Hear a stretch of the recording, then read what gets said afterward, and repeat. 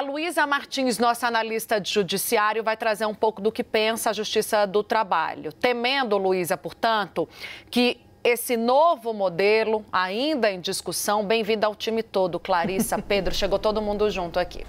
Lu, temendo, portanto, a Justiça do Trabalho, segundo a sua apuração, que esse novo modelo, ainda em discussão, gente, é uma PEC que ainda nem tem as assinaturas necessárias para começar a ser discutida, votada posteriormente na Câmara dos Deputados, mas que vai ganhando tração dia após dia. Esse modelo, na visão da Justiça do Trabalho, gera um anseio de que se provoque uma enxurrada de ações trabalhistas. Traz para a gente o que dizem, portanto, os especialistas, as autoridades no assunto, Luísa. Vamos lá, Tainá, boa tarde para você, boa tarde, Clarissa e Pedro e todos que estão conosco aqui no Bastidores hoje. Tainá, a gente começa dizendo que a Justiça do Trabalho já é uma das searas da justiça mais demandadas pela sociedade brasileira, né? Até fui olhar aqui os números, entre 2022 e 2023 foi um aumento de quase 30% no número de ações ajuizadas na Justiça Trabalhista. E, é claro, as discussões, como vinha dizendo a Isabel Mega, como você mesma disse, Tainá, ainda são muito iniciais a respeito dessa mudança, no modelo de jornada de trabalho. Mas é claro que a Justiça do Trabalho já começou a analisar isso, pelo menos nos bastidores, para verificar como que seria caso isso realmente venha a ser implementado. E há uma percepção, e isso é a leitura, não é uma leitura minha, é uma leitura das fontes aí da Justiça do Trabalho, de que pode mesmo aumentar o número de ações e sobrecarregar ainda mais uma seara da justiça que já é bastante demandada. Isso porque, segundo essas fontes, o texto da PEC, ele estabelece essa redução nas horas, na jornada semanal de trabalho, mas ela não vincula isso com uma possível interferência em relação, por exemplo, ao salário, de que maneira isso pode impactar o salário dos trabalhadores.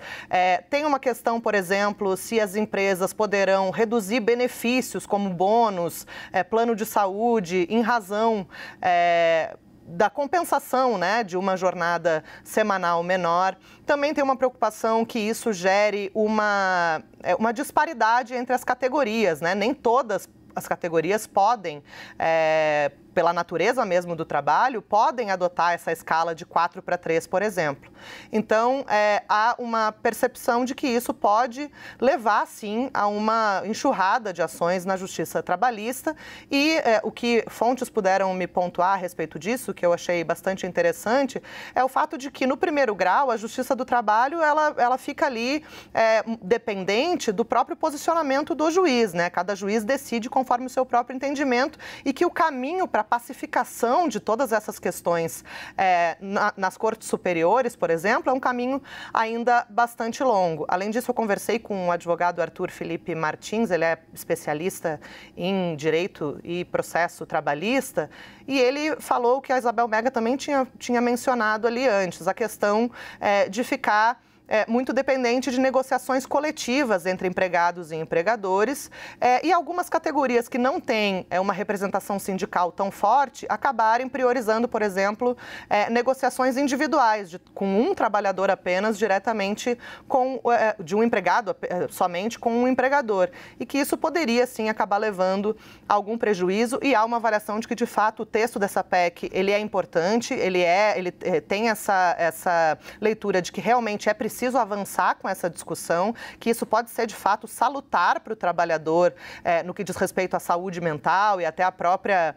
conciliação do direito ao trabalho com o direito ao lazer e ao bem-estar, por exemplo, mas que é preciso detalhar um pouco mais nesse texto da PEC medidas para solucionar questões de ordem prática, como essa questão dos salários, por exemplo, e essas especificidades que cada categoria profissional demanda, Tainá.